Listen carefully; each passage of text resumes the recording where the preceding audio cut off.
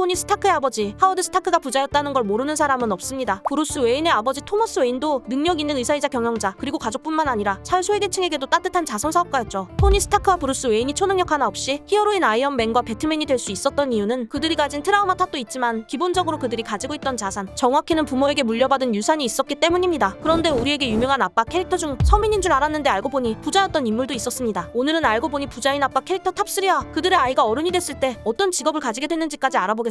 3위, 짱구는 못 말려 신영만. 짱구의 아빠 신영만 씨는 최근 들어 재평가된 인물 중 하나죠. 매일 일에 지쳐서 집에 들어오지만 대도시권의 마당 딸린 2층 집 한 채가 자가로 있는 데다가 승용차도 있고 직급도 번듯한 기업의 과장이에요. 일본 사기업 평균 연봉과 주택 매매 당시의 시세를 따져본다면 연봉 5,600만원에 3억 2,700만원짜리 부동산 자산을 보유 중이죠. 짱구는 못 말려 극장판 폭풍을 부르는 미래 신부를 보면 미래 짱구는 그토록 동경하던 액션 가면이 됩니다. 그것도 대기업의 스카우트 제의를 거절하고요. 일본은 한국에 비해 학벌을 보는 경향이 적다고 하지만 지원자 대부분이 일본 상위 15% 이내 대학 졸업자들입니다. 하지만 어른이 된 짱구는 대기업에 지원한 게 아니라 스카우트를 받았죠. 그러니 상위 15%보다 조금 더 높은 대학에 진학했을 확률이 높습니다. 도쿄대 등 명문대에 진학하기 위해서는 사립중 고교에 입학하는 것이 가장 좋다고 알려져 있습니다. 그만큼 사립학교 합격도 하늘의 별따기가 됐죠. 얼마나 어려운지 일본인들은 사립학교를 난관고라 부르고 있습니다. 사립학교는 등록금도 비싸요. 사립 고등학교 기준 평균 약 40만원 정도거든요. 그래서 일본 내에서도 가정의 경제력이 입시와 사회 진출에 아주 유리한 구조로 고착화됐다고 분석하고 있습니다. 짱구가 대기업의 스카우트를 받는 인물로 성장하기까지 신영만 씨의 경제력이 크게 한몫한 것 같죠?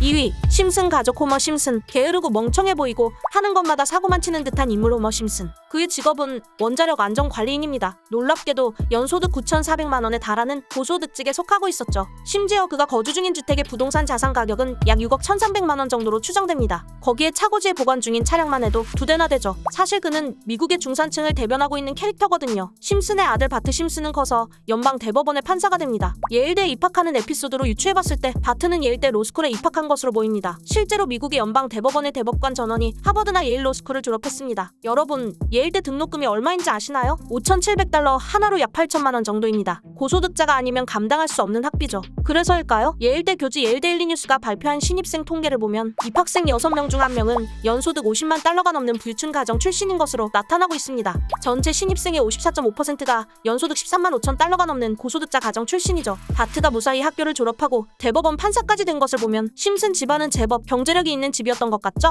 1위, 아기 공룡 둘리 고길동. 고길동은 평범한 일반 기업의 과장이었습니다. 그의 연봉은 약 5천만원에서 6천만원 정도로 추정되죠. 여기까지만 봤을 때는 평범하게 느껴질 수도 있습니다. 그러나 고길동의 자산은 이게 끝이 아니죠. 둘리와 친구들이 얹혀 살았던 고길동네 집은 쌍문동에 위치한 50평대 단독주택입니다. 부동산 시세로 봤을 때 최소 10억가량 되는 집이에요. 그리고 자동차도 한 대 구비하고 있죠. 누울 자리 보고 발 뻗는다고 둘리가 왜 고길동의 집에서 얹혀 살았는지 조금 알 것 같네요. 만화에서 고길동의 아들 고철수가 어른이 되어 어떤 직업을 가지게 됐는지 나오지는 않습니다. 다만 한국 사회의 모습을 생각해봤을 때 그가 좋은 직업을 가지게 됐을 거라는 것은 확실해 보입니다. KDI의 연구에 의하면 한국에서 부모의 월 평균 임금이 전체 평균보다 2배 높으면 아들 또한 평균보다 17% 높은 월급을 받게 되고, 부모의 자산이 평균보다 2배 많으면 아들의 자산도 평균보다 30.7% 높은 자산을 가지게 된다고 합니다. 그러니 고길동의 아들 고철수도 제법 높은 월급을 받으며 많은 자산을 가진 어른으로 성장했을 것이라 예상해볼 수 있죠. 고길동이 이미 10억대의 자산을 가진 자산가니까요. 이렇게 보니 한미일 모두 부모의 자산이 자식의 미래에 가장 큰 엄청난 영향을 준다는 건 똑같아 보이네요.